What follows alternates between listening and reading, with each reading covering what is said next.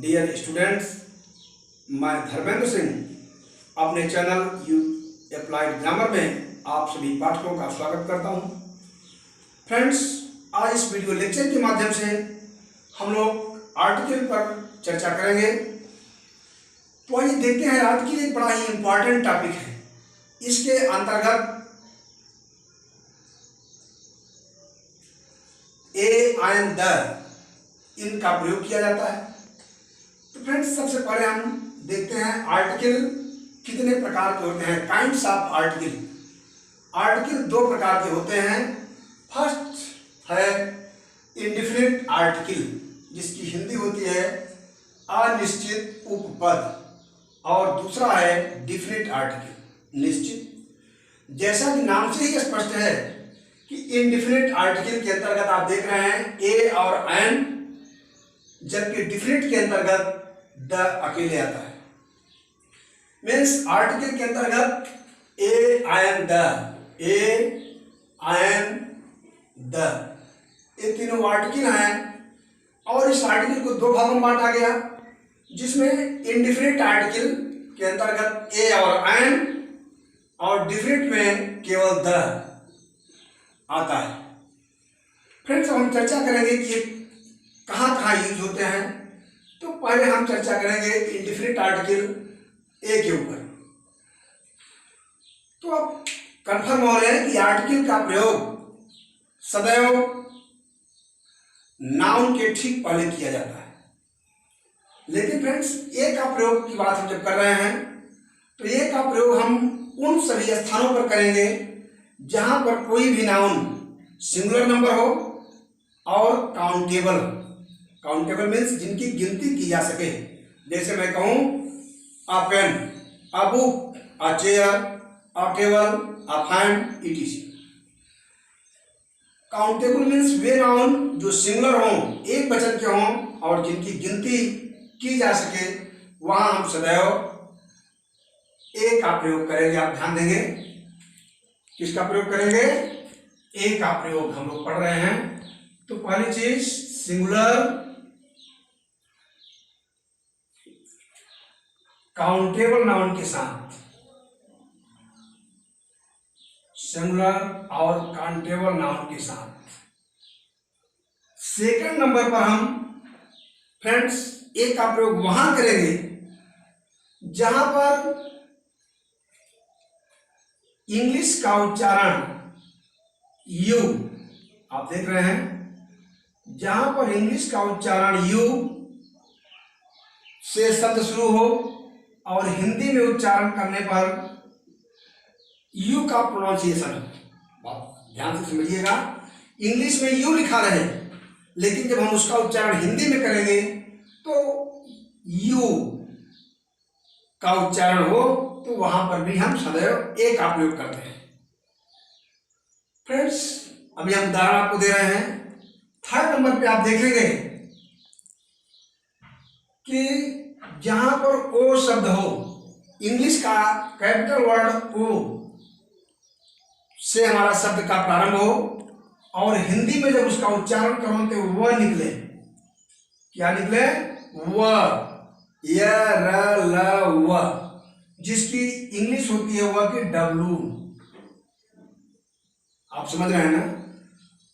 तो ये दो ऐसे वर्ड हैं इंग्लिश के, यू और ओ, जिनका हिंदी में उच्चारण करने पर क्रमशः यू और व,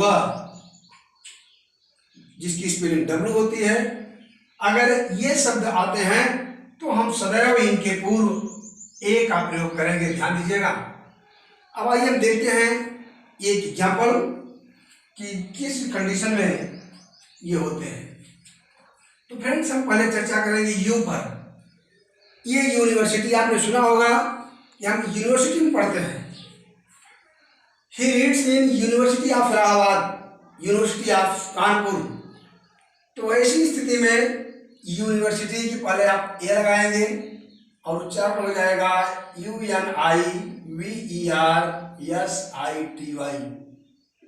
आप यहां पर देख रहे हैं यू से शुरू है, लेकिन हिंदी में पढ़ेंगे यूनिवर्सिटी। इसी तरह से फ्रेंड्स, यूनियन, UNION, यूनियन से यू से शुरू है और हिंदी में हम पढ़ते हैं यूनियन। यूनियन आप देख रहे हैं। इसी ढंग से यूनिफॉर्म का नाम कॉलेजों में प्रायः यूज करते हैं टीचर। यूनिफॉर्म बच्चे नहीं हैं, यूनिफॉर्म इज इसेंशियल। तो uniform UNIFORM। Universal, universal UNIVERSAL, तो हम पढ़ते हैं यूनिवर्सल। तो ये इस कंडीशन में हम यू का यूज करते हैं।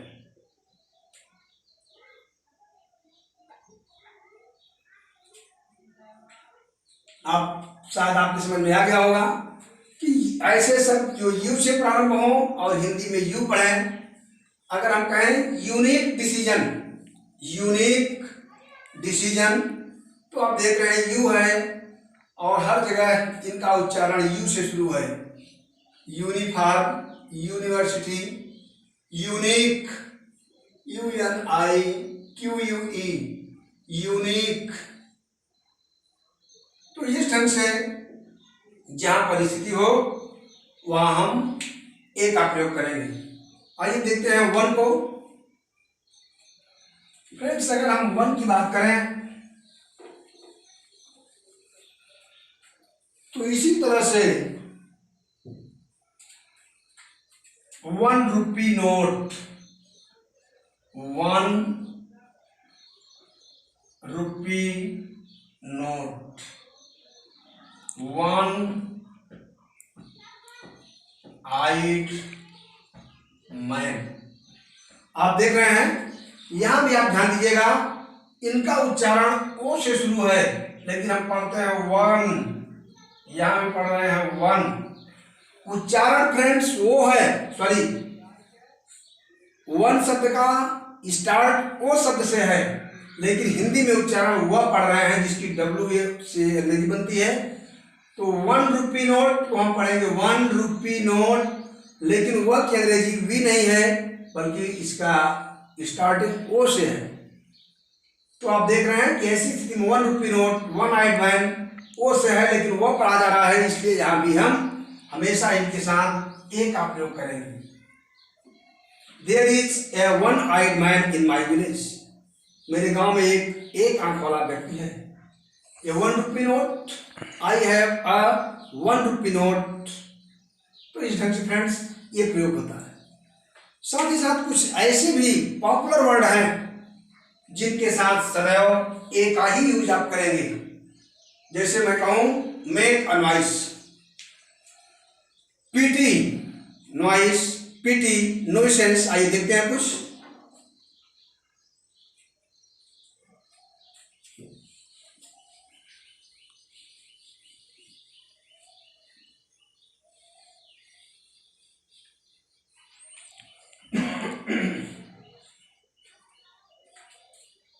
फ्रेंड्स पीटी, PITY,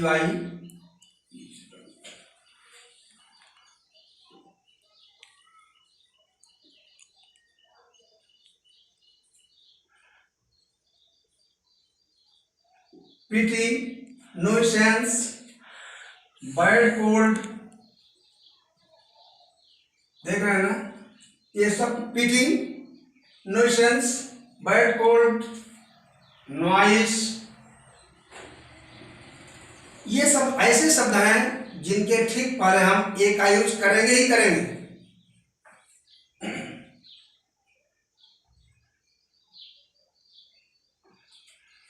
अब ध्यान आप दीजिएगा कि इनके ठीक पहले अभी कुछ हमारे पास और शब्द हैं, लेकिन आप ध्यान दीजिएगा ये PT nuisance, bad cold, noise. अगर हम टेम्परेचर की बात करें, टेम्परेचर, तो आ का ही प्रयोग करते हैं, TEMPERATURE,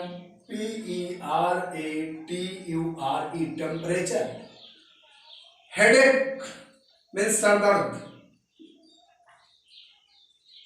हेड लिखेंगे फिर ACHED, हेडेक मीन्स सर दर्द। फ्रेंड्स ये सब ऐसे मोस्ट पॉपुलर वर्ड हैं जिनके ठीक पहले हम सदैव ए को ही यूज करेंगे। आप ध्यान दीजिएगा फ्रेंड्स, ये मिस्टेक मत कीजिएगा। इसी तरह से कुछ ऐसे फ्रेजेज हैं जिनके साथ अनिवार्य रूप से आता ही आता है।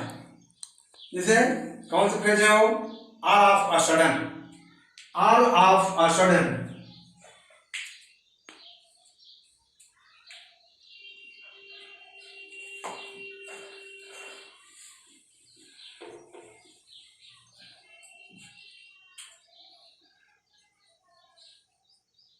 All of a sudden,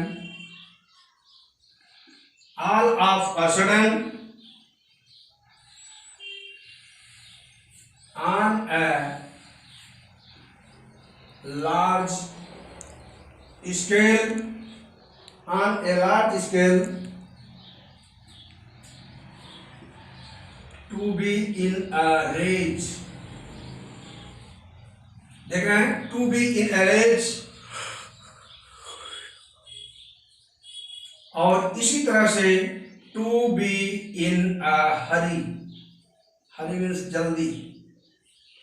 तो फ्रेंड्स, इसी तरह से अनेक ऐसे फ्रेजेज हैं जिनके साथ सदैव आ का ही प्रयोग आप करेंगे।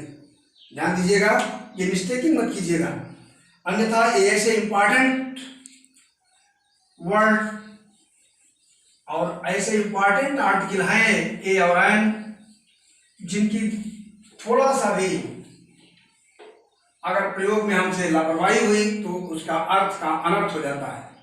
तो ये मिस्टेक नहीं होनी चाहिए। साथ ही साथ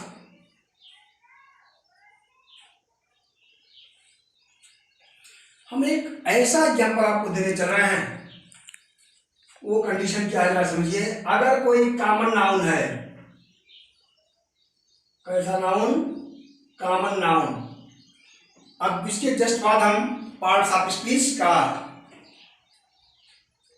मैटर आप तक पहुंचाने का प्रयास करेंगे। तो आप पढ़ेंगे noun, it has 5 kinds: proper noun, common noun, collective noun, material noun और एब्स्ट्रैक्ट नाउन। इसी तरह से प्रोनाउन, एडजेक्टिव तो पूरे पार्ट्स ऑफ स्पीच को पढ़ेंगे, लेकिन यहाँ पर जो हम फोकस करना चाह रहे हैं, यदि कोई कॉमन नाउन है और इसके ठीक पहले आपको वन का भाव प्रकट करना है, एक, तो वहां भी आप अ का ही यूज करेंगे। कैसे?